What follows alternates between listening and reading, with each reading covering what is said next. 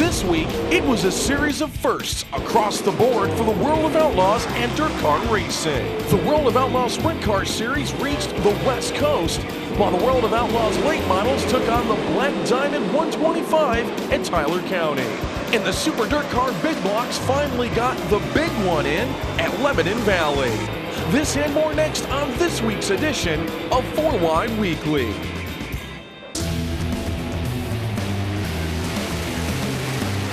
The World of Outlaws Sprint Car Series kicked off their weekend of action on Friday night with night number 1 at Skagit Speedway. And it was double down Jason Sides and Jason Myers in the DD&I car number 14 battling for the race's early lead. And it was Myers on the outside of the racetrack pulling out in front.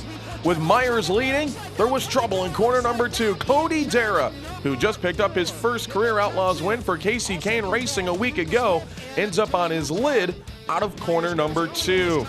On the restart, Myers pulls back out in front, but there's more trouble on the front straightaway. Sam Haferteep Jr. and Paul McMahon get together. Haferteep comes back across the track and collects Craig Kinzer in the Casey's General Stores number 6. Haferteep finished 21st. Kinzer rebounded for 17th.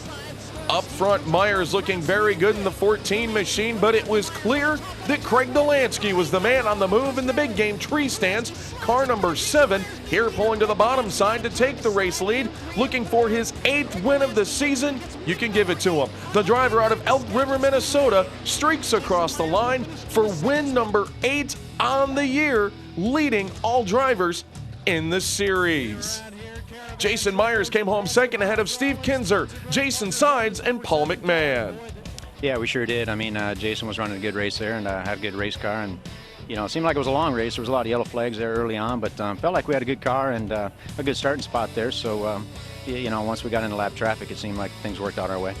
Night number 2 for the sprinters on Saturday night at Skagit Speedway once again, and it was Sam Haferteep Jr. and Brad Sweet on the front row. Steve Kinzer would eventually take that second spot, but he catches a rut in turn number 4. Sweet pulls to the inside as Kinzer wheelies all the way down the front straightaway. A caution later on provided a double file restart in which Kinzer and Sweet tangle in turn 4. Sweet and Craig Delansky pile into the wall in the front straightaway. A couple of other cars become involved as well, but a tough break for Sweet and your winner from the night before, Delansky, in the 7 machine. On the next double file start, Sam Haferteep Jr. pulls away from the outside of row number 1 with Donnie Schatz pulling to the inside, but look at Tim Kading in the 83 working the top side of the speedway to go around Schatz. He would chase after Kinzer next, but nobody had anything for Sam Haferteep Jr. on this day, his first career World of Outlaws Sprint Car Series victory, and it comes behind the wheel of the Rudine Racing car number 26. A lot of congratulations in Victory Lane as Sam Haferteep Jr. finally visits Victory Lane in an Outlaws Series event.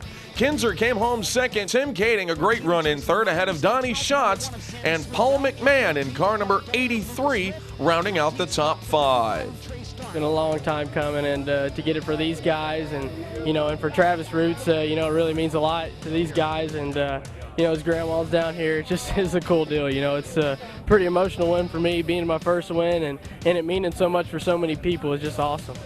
Monday night, the Outlaws ended their holiday swing at Cottage Grove Speedway in Cottage Grove, Oregon.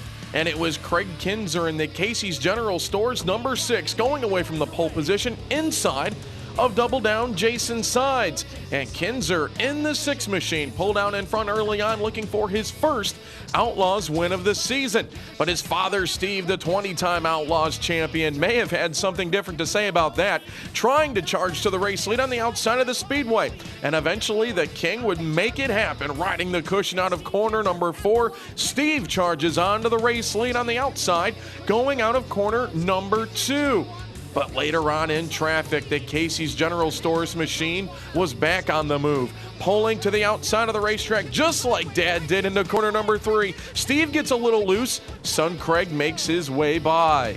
In the final 5 laps of the race, Craig Kinzer from Bloomington, Indiana, was able to pull away from his father and race onto the checkered flag. His first World of Outlaws win of the 2011 season as Father Steve pulls inside to wish him well. first career win for Kinzer in the Casey's General Stores machine. A very nice day for the Kinzers as they finish 1-2. Delansky comes home third ahead of Jason Sides, and Donnie Schatz rounds out the top 5 in the STP TSR number 15. You know, it's always tough when you're leader sometimes. Rubber started laying around the top, and he got up there and got the lead from me, and I just was following after that. I knew it was going to be a long race, so I tried to keep my right rear underneath me and keep from wearing my right rear out and maybe blowing it. So I was trying to take it pretty easy there in the middle and try and keep as close an eye to him. And I got some lap cars in there, but at the right time I got by him. And when he got a little low getting into 3 one time, I was able to capitalize. And then lucky enough to get back to the start-finish line for the yellow flu. Looking now at the World of Outlaws Sprint Car Series standings, and Jason Myers continues to lead the way. He has a 75-point edge on Donnie Schatz. Steve Kinzer has managed to close back in as well. He now is just 80 points out of the championship lead. Paul McMahon and Craig Delansky are your championship top 5. Outlaws next in action September 9th and 10th. It's the Gold Cup Race of Champions from Silver Dollar Speedway in Chico, California. They will next move September 12th to Antioch, California in the Antioch Speedway. We'll be back with more next right here on 4 Wide Weekly. For nearly 4 decades, thousands have gathered at New York State Fairgrounds, awestruck as dirt racing legends race towards immortality. Start freezing! At Syracuse, October 5th through 9th is the 40th annual Super Dirt Week. Danny's in the wall! Make your plans now for an unforgettable experience. Tickets and remaining campsites on sale now at SuperDirtWeekOnline.com. Welcome back to this week's edition of 4 Wide Weekly.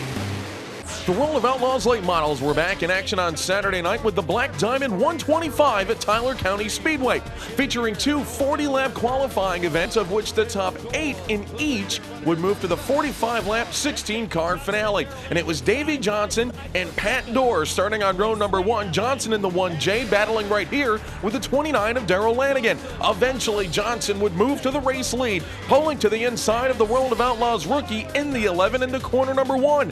But Dorr battled right back on the outside of the racetrack out of corner number 4 to retake the race lead, looking for his first World of Outlaws win in his rookie season. But on the race's final lap, it looked like it might slip away as Dorr, Johnson, and now Mike Marlar in the 5 machine battle 3 wide into turn 3. Just as they get there, an accident occurs. Dorr has to spin to avoid. As a result, he would go back to the front of the field for the single final restart. One more lap around the Tyler County Oval. Dorr out in front, Marlar running second, Johnson in the 1J slips back to third, and it was Pat Dorr in the 11 from New Richmond, Wisconsin, motoring on to the victory. It was clear sailing for a while, and then we went down in there, and the whole back straightaway was plugged up. We got lucky and didn't wreck much when we got in there, and I don't know, we've been running all over the country this summer, and we run pretty ugly some nights, and tonight it just went pretty good, so I like it here at Tyler County. Marlar, Johnson, Butch McGill, and Darrell Lanigan were the top 5. Shane Clanton, Tim Sinek, and Chubb Frank move on to the finale. The night's second 40-lap qualifying feature displayed Zach Dome and Steve Shaver, your Virginia Motor Speedway feature winner from earlier this season, on the race's front row. Shaver jumped way out in front early on in this one, and Josh Richards took notice as he began to cut his way through the field, going around Dome out of corner number 4. Next, he would move on to big brother Dan Stone down the back straightaway into corner number 3, but take a look behind. The local boy, the 37 of Jared Hawkins, begins to make his move on the bottom side of the speedway. Later on, out of corner number 4, Hawkins pulls to the inside of Stone into turn number 1, trying to find the bite on the bottom side of the speedway. And you'll see later on, this may have been a little foreshadowing here for the big one coming up later on. Hawkins would move into that position. Richards tried to chase down Shaver out of corner number 4 on the race's final lap, but Shaver raced on to victory. It was flawless, and was getting good signals from Brian off the track, and it's hard to lead here because you don't know when somebody's going to bonsai and get the top working because this place is such a multi-group track. But hats off to the track guys. I want to thank Danny, Brian, and Leroy, and Kevin for giving me a great car. And hopefully we can do something in this next race. Richards, Hawkins, Tim McCready, Stone, Chris Meadows, Tim Fuller, and Zach Dome moved on to the finale. With 80 laps in the books, all that remained was the 45-lap Sweet 16 finale, paying $20,000 to the race winner. And bringing the field to green was Zach Dome and Chubzilla, Chub Frank in the 1 star. Pat Dorr and Jared Hawkins started there from row number 2. The battle for the lead early between Dome and Frank, and eventually the veteran on the outside of row number 1 would pull to the race lead. But it wouldn't take long as we would see the hometown boy once again, Hawkins, finding the inside of the racetrack, coming out of corner number 2 just as he had done earlier in the night. And Hawkins in the 37, looking for his first career World of Outlaws feature win, pulls to the race lead out of turn 4 and down the front straightaway. With Hawkins out in front, a tremendous battle waged behind with Marlar, Stone, Frank, and Richards. Stone would eventually move on to the runner-up finish. I say the runner-up finish because that's right. Jared Hawkins rolls on to his first career World of Outlaws feature win. This is unreal. I've waiting to wake up from this. I've dreamed about this my whole life, and to win here in the home state, my favorite track, with all these guys here, the 20 grand's nice, but beating these guys is it feels so damn good. Stone held on for second ahead of Marlar, Richards, and Timmy McCready in the top 5. Sunday's event at Roaring Knob Motorsports Complex fell to rain. That event has been canceled. Looking at the series points lead, Richards still just 28 points behind Rick Eckert. The Outlaws next in action Friday, September 16th at Tri-City Speedway, followed up the next evening. It's the Pepsi Nationals at I-55 Raceway. We'll be back with more next right here on 4 Wide Weekly. Dirt racing's most celebrated stars. An electrifying atmosphere. Glory-filled heroics.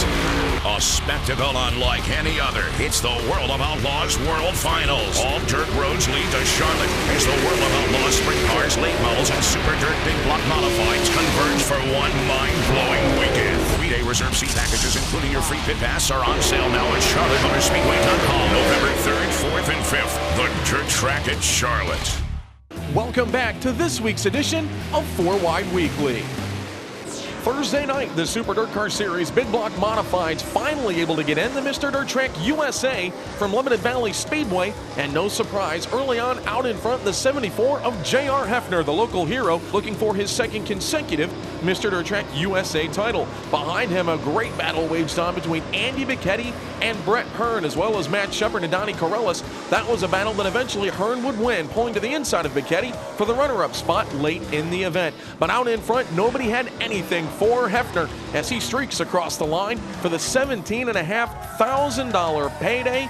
And for the second consecutive year, Hefner is Mr. Dirt Track USA.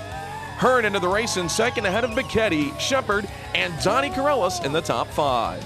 Well, we just capitalized off a front row starting spot in this Big Nell chassis. Fidel horsepower just took off and never looked back. It was we started out in the rain, which was pretty interesting. I said if I can hold on through these first few laps, we should be able to level this thing out a little bit. The Super DIRTcar Series return to Weedsport Speedway for the Labor Day special on Sunday was unfortunately canceled due to rain. The Super DIRTcar Series standings shake out like this, with Matt Shepard leading the way by 61 over Billy Decker. The Super DIRTcar Series next in action September 10th. It's Race Mania 7 at Autodrome Drummond, followed up the next weekend in Akwesasne, New York at Mohawk International Raceway on the 17th.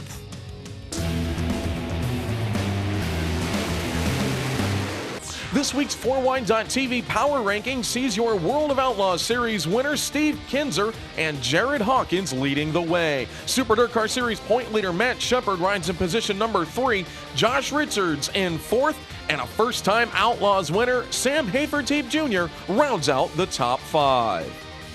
Be sure to tune in to next week's edition of 4 Wide Weekly, as we will be bringing you highlights of all the weekend action, including the Gold Cup Race of Champions in California, the World 100 at Eldora Speedway, and the Super DIRTcar Series at Autodrome Drummond.